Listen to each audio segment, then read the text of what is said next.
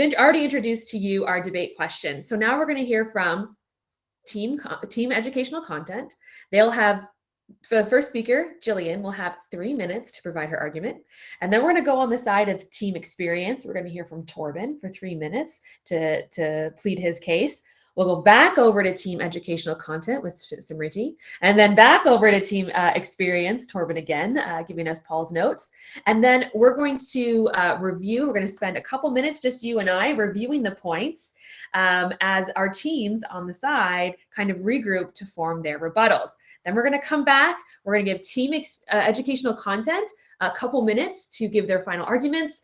And then team, who are we now? Team experience, a few minutes to share their final arguments. And then at the end, we're going to poll you again. So don't answer the post-debate question yet, because you got to hear everybody's arguments. So you can form an opinion. And so we can see who was able to sway the most viewers here today. So let's see, let's get started. And representing team educational content, let's bring back to the stage Jillian Cardinal. All righty, so I assume there's going to be a timer. And here we go. Today, Smriti and I will show you why there's greater ROI in allocating more event resources towards educational content versus novel experiences. Our 3 main points will be budget constraints, making your events stand out as thought leaders, and repurposing event content to fuel year-long marketing and community building efforts. Don't get us wrong, novel experiences are fantastic, but when working with a fixed budget, their greater impact pales in comparison to an educational content strategy. Educational content can be experiential, collaborative, and even FOMO-inducing when strategically designed. We're now in a new world. Associations and organizations' purse strings are tighter than ever, and attendees, when they're paying, or whether they're paying or the company is, a decision must be made whether being at an event is worthwhile. I can think back to a large event featuring an awesome party with a very high ticket price, but I didn't attend that party because as an attendee, and on top of it an international one, when given the option from my company to attend more events throughout the year or attend fewer events but take part in their novel experiences, I felt it would be wiser to attend more events year-round. It would be more valuable that I'm at an event learning so I could bring new knowledge back to my team, versus having a novel experience that, yeah, probably would have a good time and a few stories, but the greater impact on my personal growth and the organization's wouldn't extend much beyond that. At the end of the day, an organization isn't paying for you to just go have fun. That is an incentive trip. Additionally, from the planner perspective, doubling down on creative and strategic content will help to differentiate your organization and its events. Your event can be the thought leader, the event people want to go to because it's worth it both personally and professionally. In a world that's so busy and full of events that more than our calendar blocks or attention spans can allow for, a novel experience not tied to greater goals just won't cut it. But if you take the proactive approach and focus on designing educational content that seamlessly weaves together experiential, engaging, and crowdsourced components, you'll have people lining up and even sharing this with their networks. You won't just be presenting another session that could be quickly Googled. You'll be creating FOMO content. And this is the content that people use to inspire their teams and greater networks. And that, at the end of the day, is why an organization will allocate their budget and resources, why attendees will allot their time and energy to attend, and why they'll even leave their families for a few days. They want to learn and be in the presence of this thought leader event that can only be created when proper resources are invested in developing worthwhile educational content. Moment to breathe. You did not just mic drop. I totally just. Oh, there she goes. Anyways, that was awesome. And oh, Jillian, talking about pulling on the heartstrings, talking about the purse strings. I see you. I see you. Okay, let's bring on our first argument for team experience, our very own VP of Product Marketing and Events, Thorben Grosser.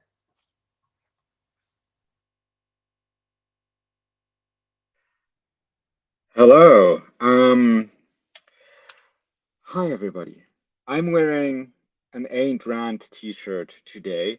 And before anybody gets super mad at me, I don't agree with her writing at all. She has interesting reads though. And in one of her books, The Fountainhead, Howard Rourke, the main person who, and I cannot stress this enough, is a terrible person, is an architect. And he refuses to build Roman columns out of concrete. Why is he doing that? He has a simple idea. Each architectural style, Roman style, Baroque style, and so on, is shaped by the available building materials and technologies from that time, and it would be gimmicky to build Roman columns out of concrete, glass, and steel. And I agree with that particular statement. And when we look at events, this means one thing in particular. We should use events to their strength and at what they are really, really good at. And there are studies that show what attendees remember from events. It's the people they meet, it's the experiences they had, it's the feelings they feel. And so when we run events, instead of focusing on content, which they're not very good at conveying, we should make the time that our attendees spend at their events count. We should push to maximize elements that include collaboration, that focus on interhuman, and that focus on providing us with emotions. And pure content, as it's been presented today, can only do that in very, very specific use cases. If you think about TED Talks, for example, they're really good, but it's if you ever take a TED Talk apart, it's not a lot of content. Events are a tool and they can be used for multiple things. Any tool can be used for multiple things. But just like you don't use a fork to eat soup, we should also not use events as pure content delivery vehicles. This is why I believe events should focus more on novel experiences than they should be focusing on content. And I'm ceding my 30 seconds remaining.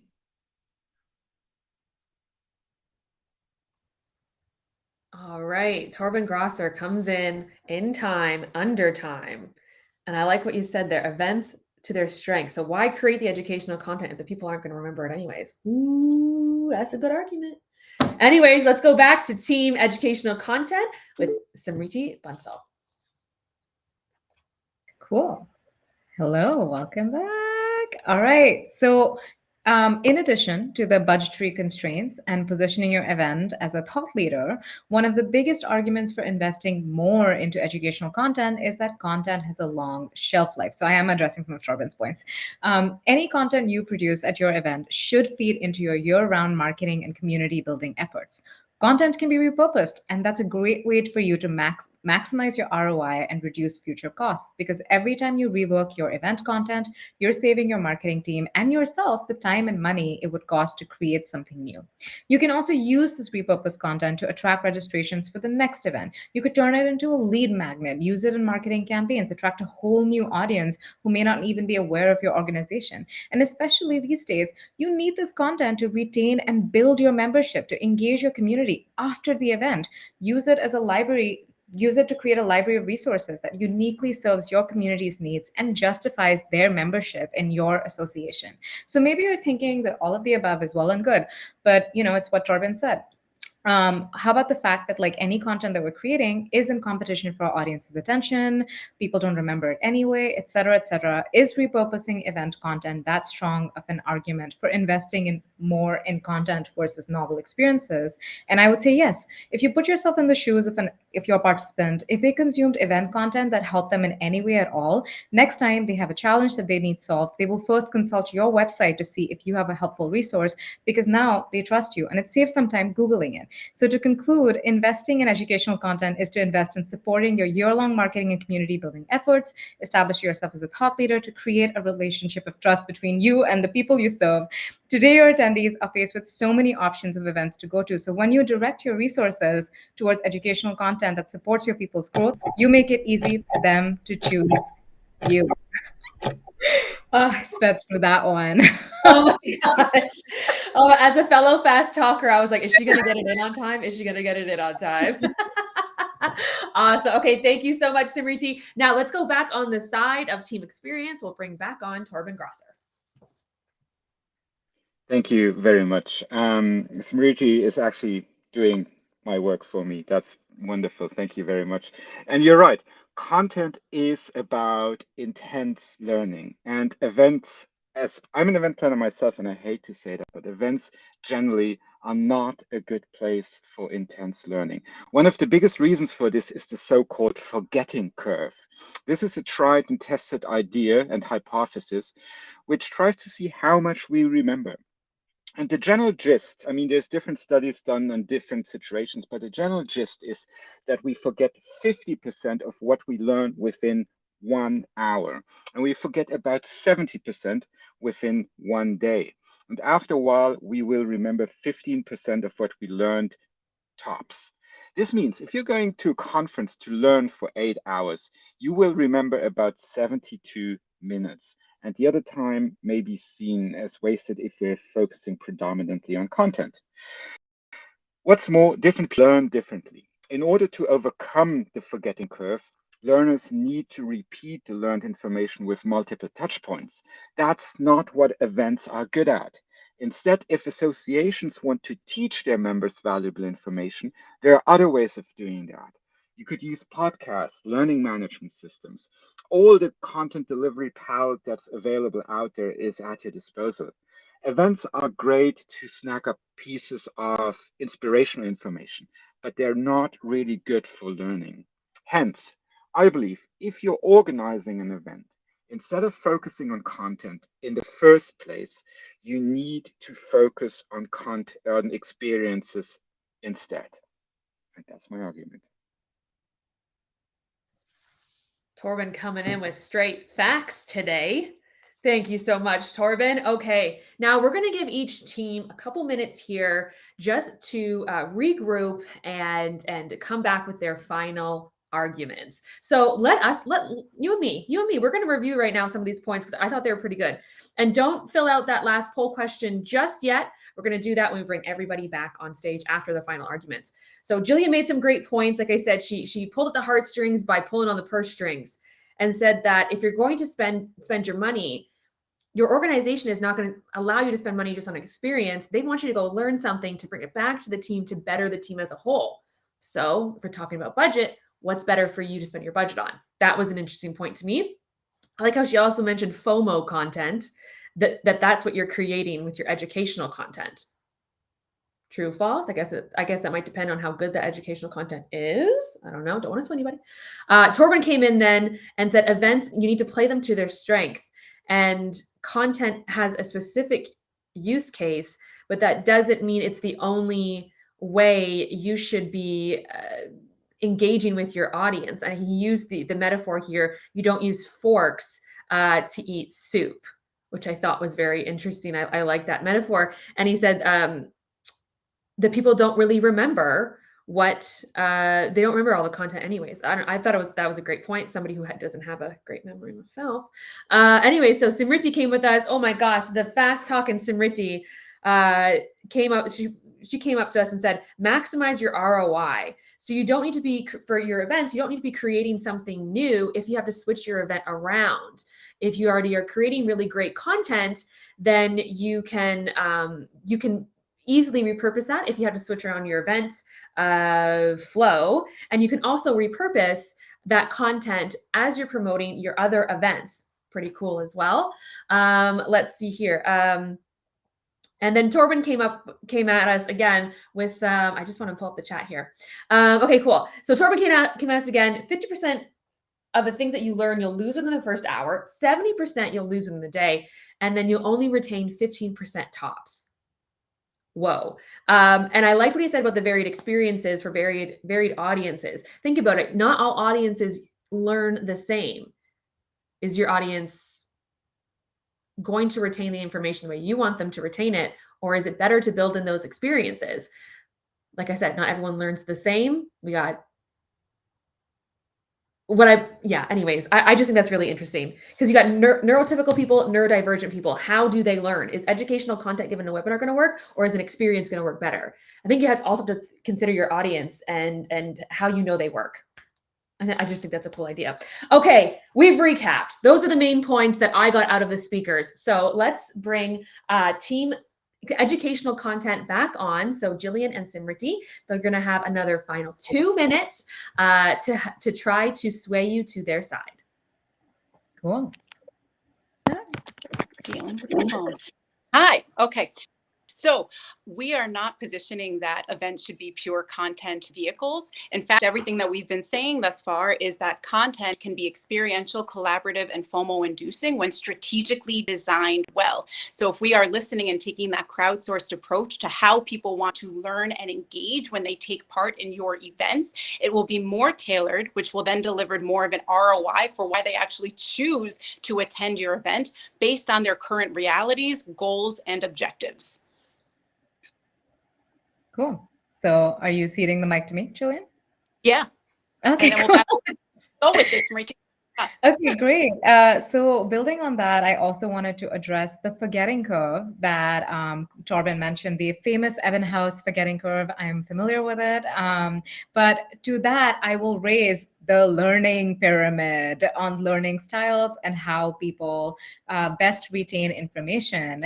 And if you Google the learning pyramid, you can see that like 90% of people retain information when they teach each other. So, and that is in conversations. When you teach something, you learn something, you teach something. So teaching is like learning twice, right? And so when we're talking about educational content, we did talk about the fact that like your educational content should be collaborative. It should be self-directed and it should be experiential. What that means is that if you are having educational content, how do you get people to remember that content? Well, you bake in moments of collaboration. You have that amazing educational session, and then you get the people attending that session to have conversations about it, to build on it, to keep the conversation going. So yeah, go ahead, Jillian. Engineer that serendipity as well, because we are the ones paintbrushes, and who knows it best but our audience member. They should be listening to them. Awesome. Thank you so much, Team Educational Content. All right, let's bring Thorben Grosser back on, our representative for Team Experience, to give his final arguments. Oh wow, this is so tough. These were really good arguments. And I love content, don't get me wrong, but I still think we should put the main focus on the experience rather than the content for the arguments I said. I want to address two specific arguments that Jillian brought forward where I think, with all due respect, Jillian, you're trying to kind of put the discussion sideways. Experiences don't have to cost money, or they don't have to cost a lot of money. So if you do clever meeting design, that delivers a great experience to attendees. We don't have to do an arms race who can spend the most cash on AV. And if I see some associations, bringing bands like Maroon 5 or U2 to their events, I don't think that's the right way to do it. But again, experiences are not about money. The second thing I wanted to address is, you said events are also not about having just fun. And I agree with that. You're right. Events are about changing people. They're about feeling things. But experiences are also not just about having fun. A novel experience doesn't mean that anything just has to be done for the sake of it. It can be done in a very meaningful way. And in that way, I actually see you guys kind of almost agreeing with me, by saying, we need to pack content into something that works for them, that is a fun experience. But for that reason, and for that reason only, I would remain with my initial argument that whatever we do, yes, we need to deliver content, but we need to put the experience at the center of any event. And that's my case. Thank you. Awesome. Thank you, Thorben, for representing Team Experience. Let's bring everybody back on stage right now, Luke. And as Luke does that, I'm going to ask the audience fill out that final poll question. So we are post-debate now. Both teams gave you everything they got. So go to that poll question, post-debate, same question as the pre-debate one. Are event resources better spent on educational content or novel experiences? Go ahead, take a minute to do that right now. And we're gonna see, Luke, can you share that screen with the poll results? For the Oh no, oh no, oh no. It's still early in the voting. It's still early. in the voting. Remember, there's a lag from the studio to the platform. It's still early. It's still early. Oh my Let's God. remind everybody where we were at prior to this post-debate question. We were at 71% educational content and 29% novel experiences. So we'll see. We'll see what happens.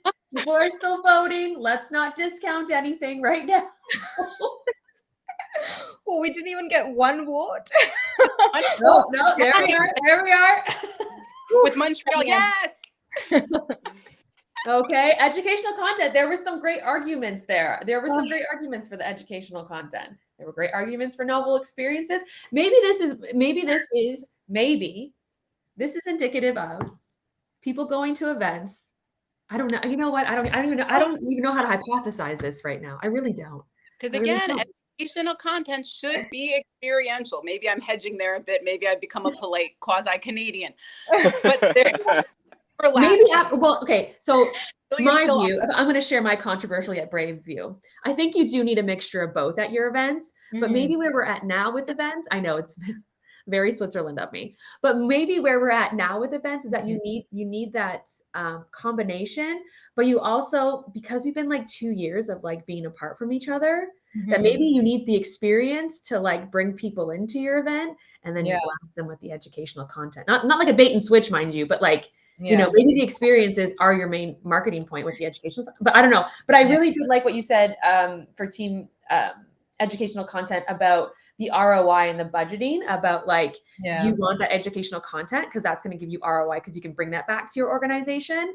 And I thought that was very interesting. That's definitely like a motivating factor for me when I want to sign up for events, is I want to learn from somebody as well. Yeah.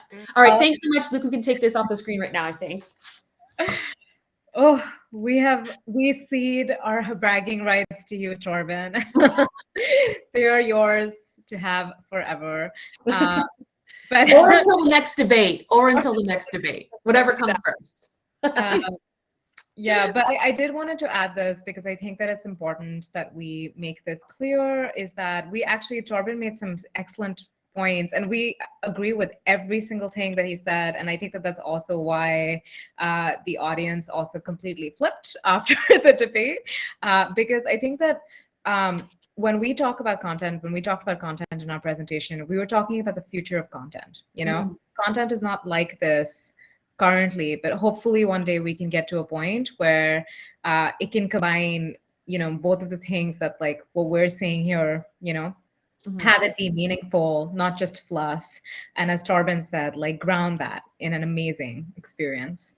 Because a perfect example, like Cass, we're learning together, but this is in fact an experience. So we need to keep going forward in that direction. Yeah, absolutely. And I also just want to add that I think in association events you cannot. I was arguing the experience side hard, but dismissing content would be the worst any association could do. So I think, you know, as any argument, obviously it is not black and white.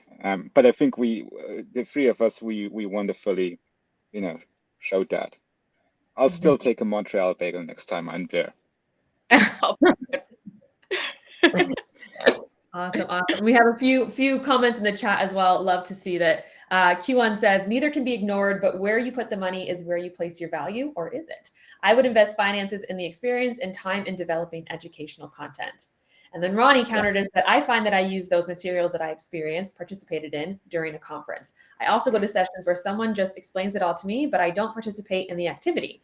I have those papers and instructions hanging around my house for 20 or 30 years. So the longevity of some of this as well. I think that's what Ronnie's bringing up here. So that's really great. That's great to see. Thank you again, Jillian, Smriti, and Thorben for being with us today for this second episode of the association show. Really appreciate your time. And this was fun. This was fun. Yeah.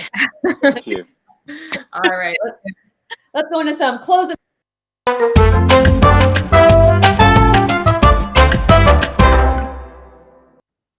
All right, that's almost a wrap. Thank you everyone for watching today's episode. We would also hugely appreciate if you could fill out that 4-question feedback form that you see at the bottom of this page. We're event planners. We like to know where you're at. We love to collect that data and just see, are we hitting the mark? Are we not hitting the mark? You let us know. All right. So if you enjoyed today's episode or you learned something new, please feel free to post about it on social media using the hashtag the association show. And thank you again to our speakers, Jillian, Smriti, and Thorben, our online producer, Luke. What's up, Luke? Our man behind the curtain, our virtual producer. He's actually using our very own Eventmobi studio to produce today's event, which is kind of cool. A recording of today's episode will be available later on this afternoon. You will also get an email with the link to the recording as well. And of course, you are all invited to episode 3 happening on Friday, April 22nd, featuring Marjorie Anderson, the founder of Community by Association, LLC. She's going to be talking to us about how associations can strengthen connection with their online communities. If you like the association show, don't forget to recommend it to your friends or colleagues. After you register, there is a referral form where you can invite a friend. You do that, you're entered into a contest to win a virtual event speaker kit. It's going to come with an HD webcam, a ring light, and a USB microphone, so you can be all set up for your next virtual event or potential podcast. All right. Thank you again for joining us today. My name is Katrina Franzoy, and we'll see you next time.